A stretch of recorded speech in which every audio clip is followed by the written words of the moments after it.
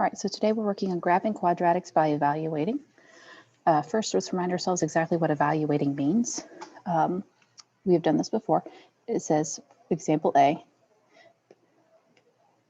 me get my pen back on here. Example A says evaluate when x equals 4 and y equals this.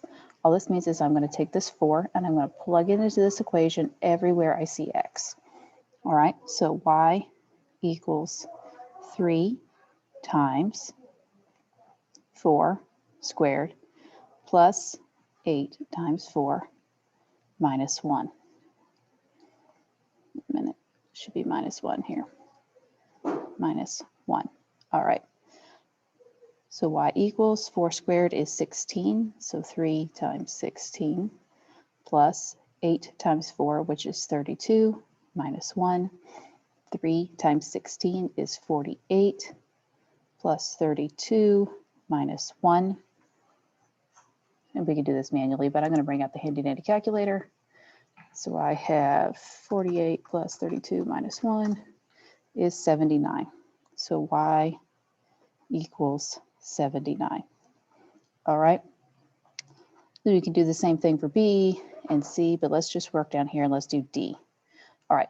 It says find f of 6 when f of x equals x squared plus 4x minus 5. All right. Quick reminder, f of x means function of x. Visually, it's the same thing as saying y. And when it's saying here, find f of 6, you notice that the 6 is on the inside of the parentheses, just like this x is. So this is saying evaluate when x equals 6. All this is saying, notice the 6, same position as the x, is everywhere you see an x, you're going to plug 6 in. All right. It looks a little daunting at first, but it's really not that bad. So we're just going to plug 6 in. So f of x, we're going to say y equals x squared. Remember, we're going to say 6 squared plus 4 times 6. Remember, when you're plugging these in, keep it in parentheses. So 6 squared is 36. 4 times 6 is 24 minus 5. Once again, we have our handy dandy calculator here.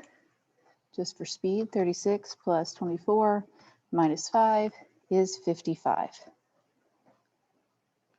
So y equals 55. Okay, so this is the basis for what we're doing today. All right, this says complete the x pie chart, evaluate the equation for the given x values, and then plot the points and connect them in a smooth curve. Super easy. All right, so they've given us all of our x values here, and we're just going to plug them in. All right, so y equals x squared. So I'm going to take whatever x equals, and I'm going to plug it in. So basically, I'm going to take that number, I'm going to square it. So if x is -2, -2 squared is +4, -1 squared is 1, 0 squared is 0, +1 squared is 1, 2 squared is 4. All right, now we're going to treat these like ordered pairs, right? So imagine the commas here. These are coordinates. So starting at the top, -2, 4, 1, 2, 3, 4, -1, 1, 0, 0, +1, 1, and 2, 4. All right, and then we do want to connect it with a smooth curve.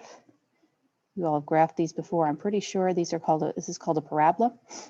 And it's what a quadratic equation looks like. All right, moving on to F. All right, plug in my -2 everywhere. So -2 squared is +4 minus 5. This makes this -1. -1 squared is 1 minus 5, makes this -4. 0 squared is 0 minus 5. This is -5. 1 squared is 1 minus 5 is -4.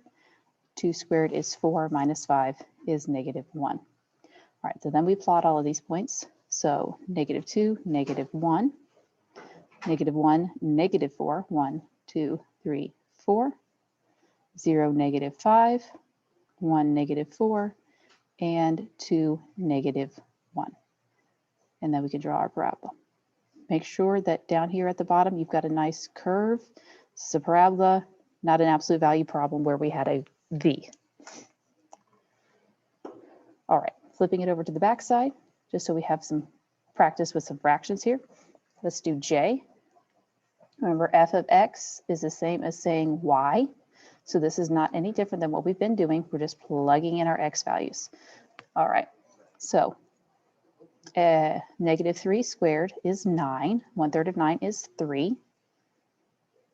Minus negative 3 times 2 times negative 3 times negative 2 makes this a positive 6. Minus 1. 3 plus 6 is 9. Minus 1 is 8. All right, 0 squared is 0. 0 times 1/3 is 0.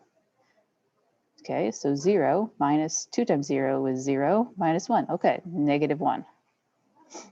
All right, so let's plug in 3. 3 squared is 9. 9 times 1/3 is 3. Negative 2 times positive 3 gives me a negative 6 minus 1. So 3 minus 6 gives me negative 3. Minus 1 gives me negative 4.